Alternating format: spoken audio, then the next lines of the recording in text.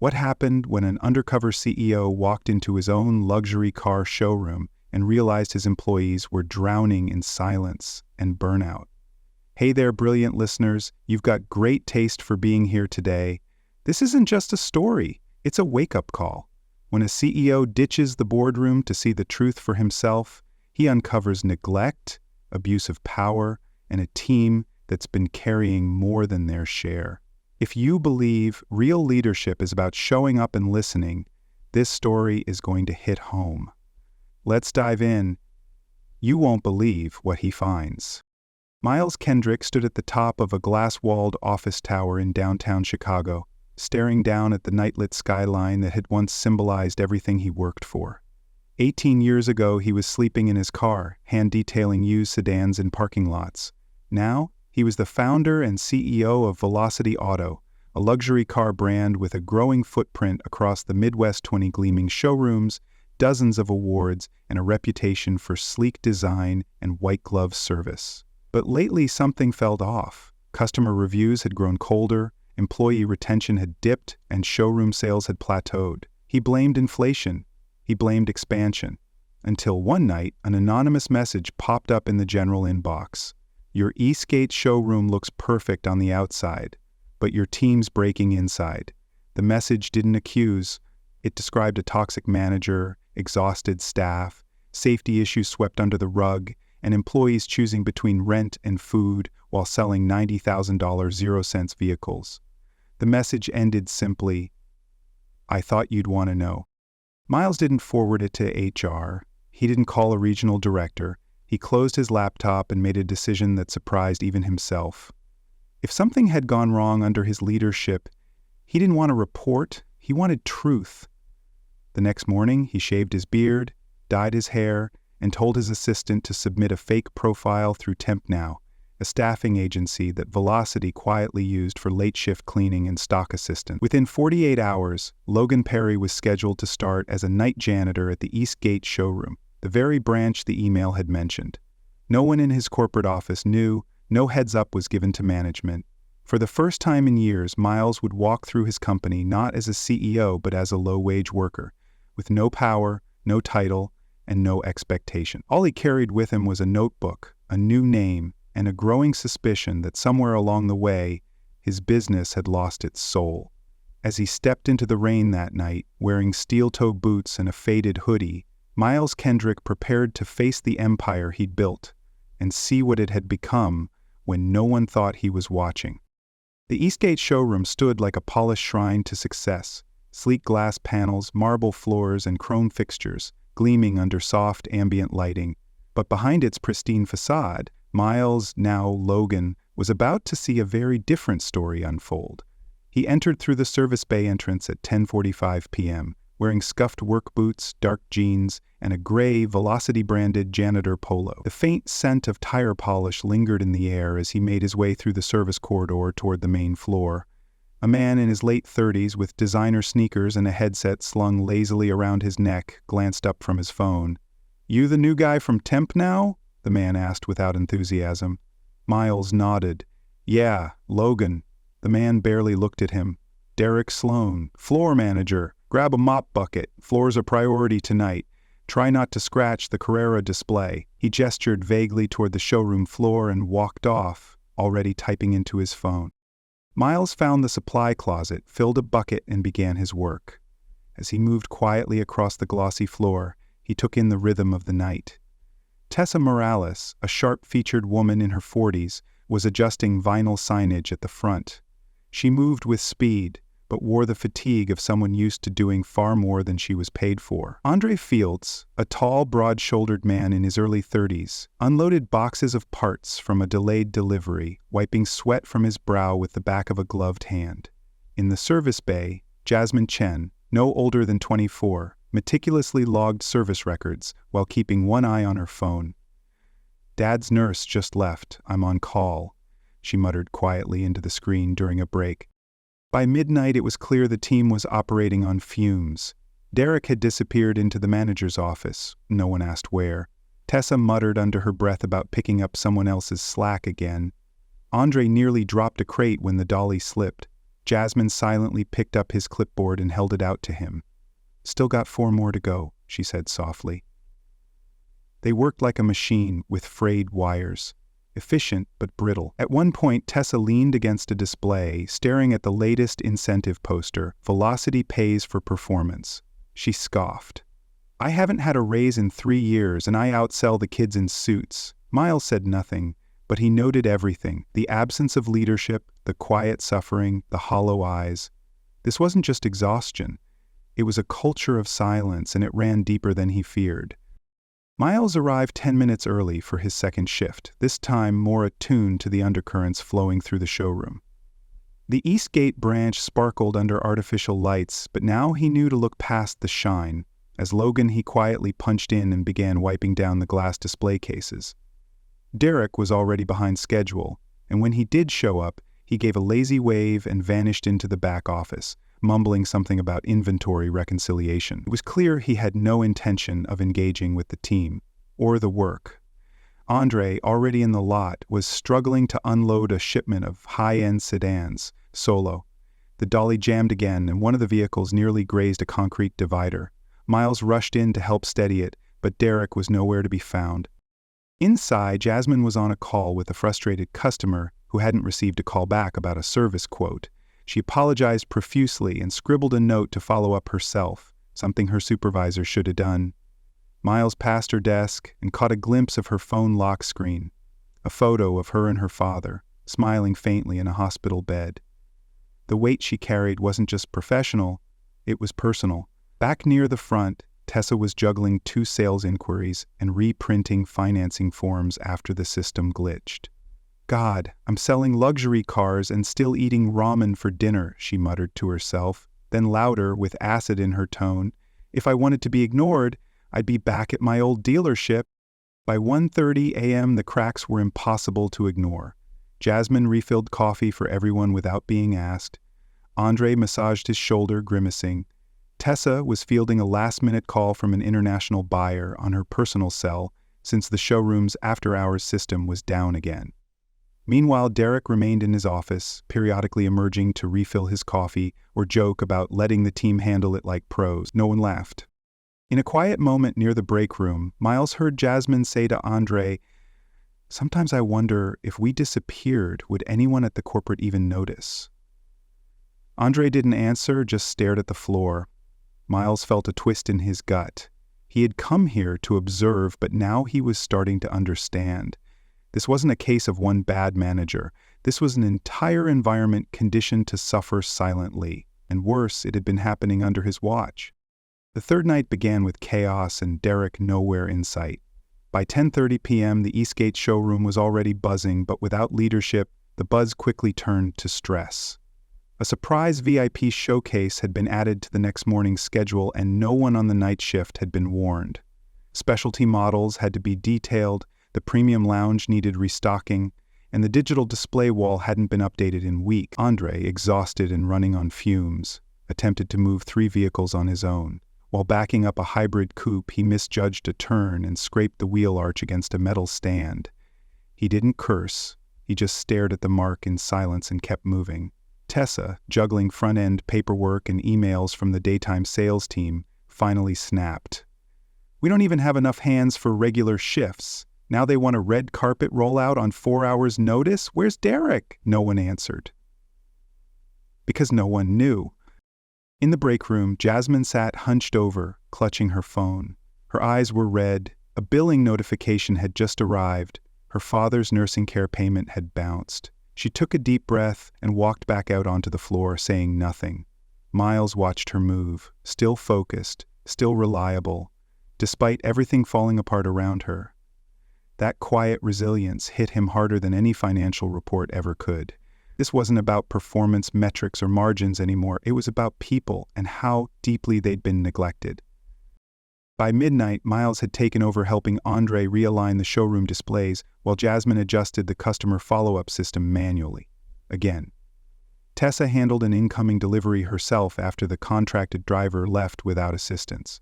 When she slammed the clipboard down and muttered, "This place bleeds us dry," Miles felt something inside him shift. He had seen enough. The showroom didn't have a leadership problem, it had a crisis of trust.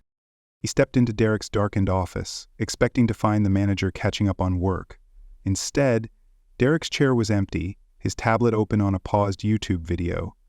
Miles looked around at the clutter, the forgotten tasks, and the untouched incident reports from earlier in the week. As he walked out, he realized the truth he couldn't ignore any longer. These employees weren't just overworked, they'd been abandoned.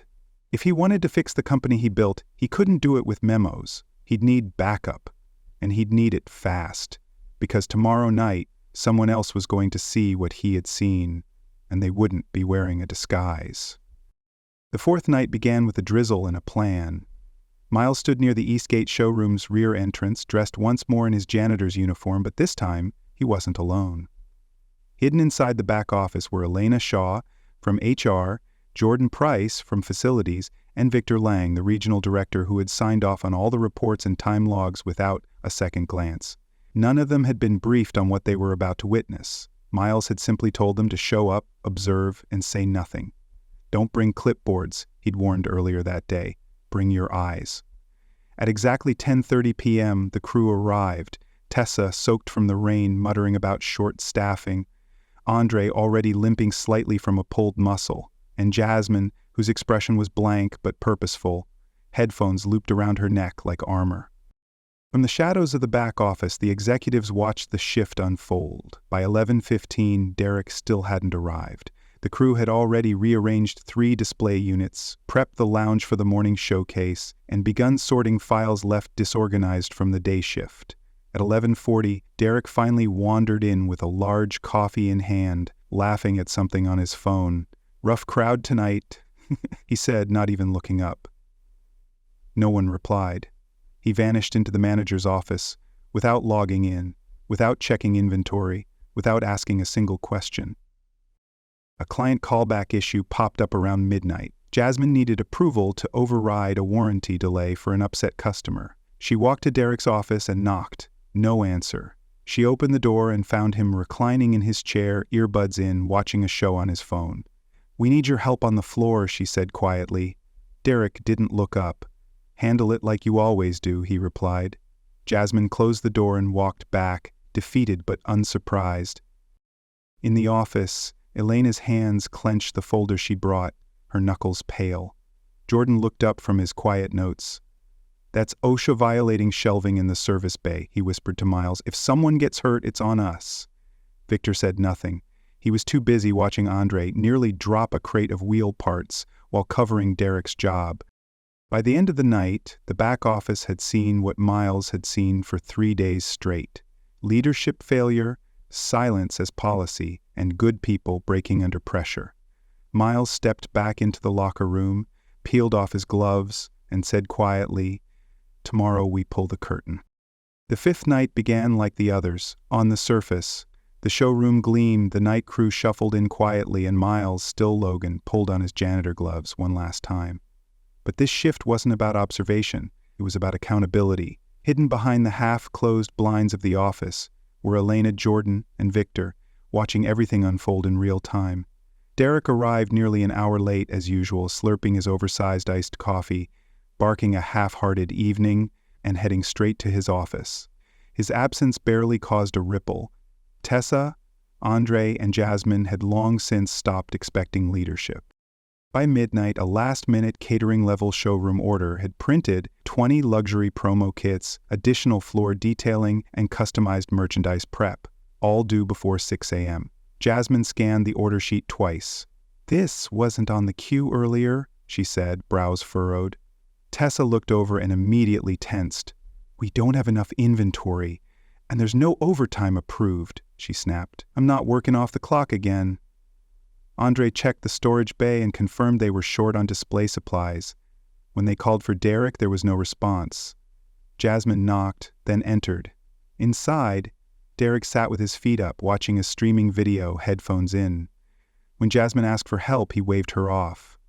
"You've done it before, you'll figure it out." That was the final crack. Miles pulled off his gloves, set them neatly on the counter, and walked to the center of the showroom. "Everyone," he called out calmly but firmly. The crew looked up, puzzled. "I need you to stop what you're doing." Right now. Tessa frowned. Logan, what's going on? Miles took a slow breath, then removed his velocity cap. My name's not Logan, it's Miles Kendrick.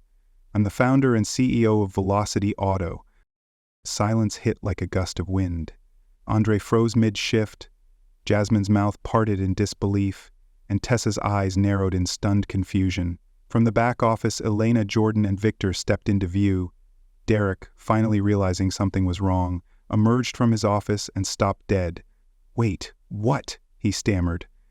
Miles turned to face him directly. You've lied about your hours, neglected your responsibilities, and left your team to fail while you coast. Derek sputtered excuses, but Miles didn't flinch. You're done. Effective immediately.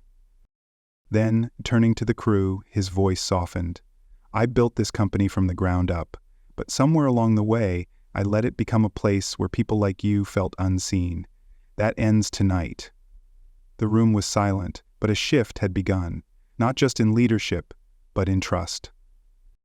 2 days after the reveal, Miles Kendrick walked through the front entrance of the Eastgate showroom, not as a janitor, not in disguise, but as himself. There were no cameras, no staged photos, just him with a clipboard, a company polo, and a firm resolve. The atmosphere inside felt different. The tension had thinned, replaced by a cautious curiosity. Tessa was reorganizing the front display area, more focused than fiery. Andre was inspecting a fresh delivery with visible relief, this time with help from a newly assigned part-time assistant. Jasmine stood near the service desk, eyes flicking between her screen and Miles as he approached. This time, she didn't look tired. She looked ready.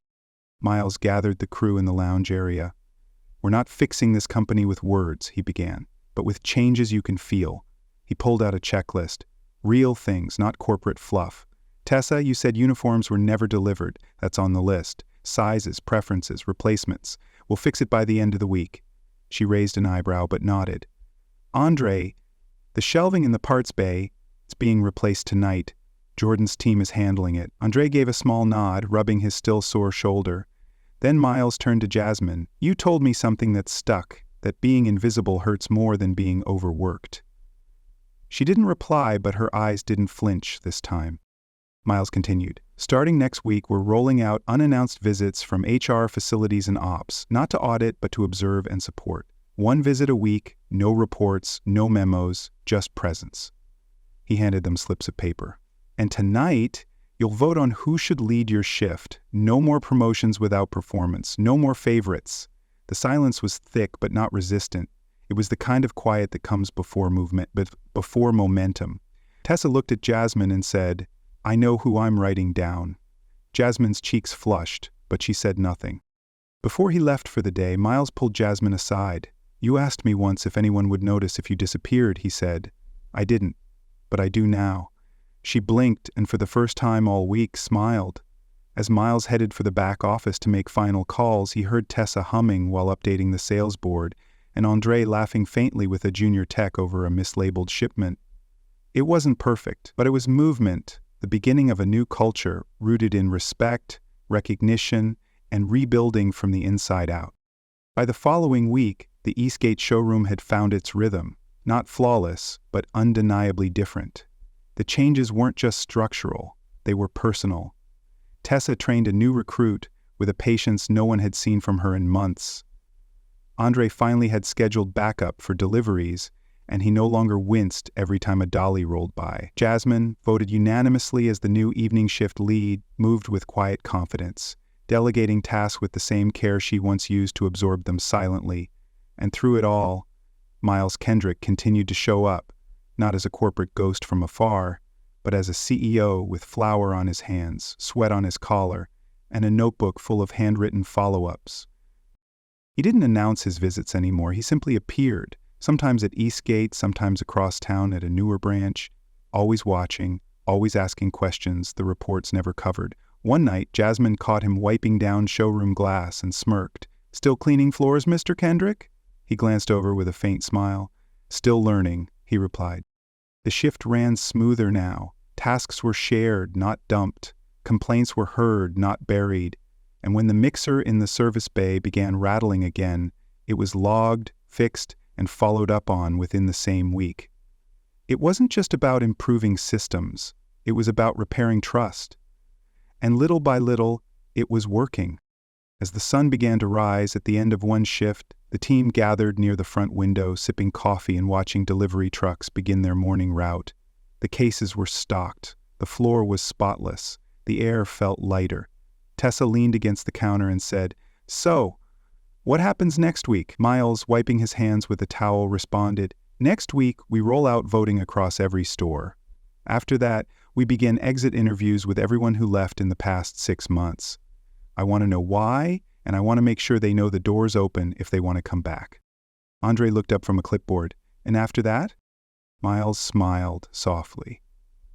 "After that, we keep listening and make sure no one ever feels invisible again."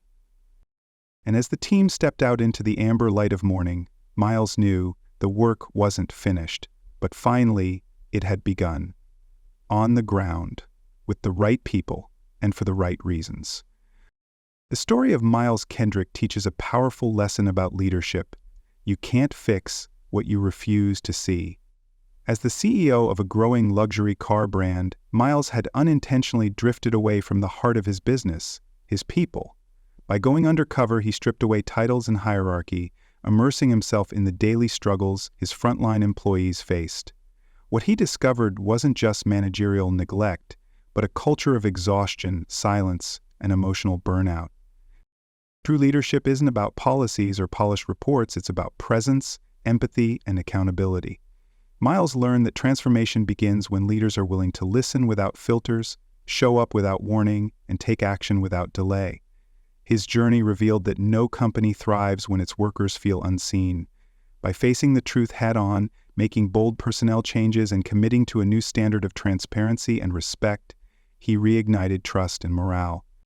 The story reminds us that real change doesn't come from the boardroom, it starts on the ground. And sometimes, the most important thing a leader can do is trade their corner office for a mop and ask, "How can I help?"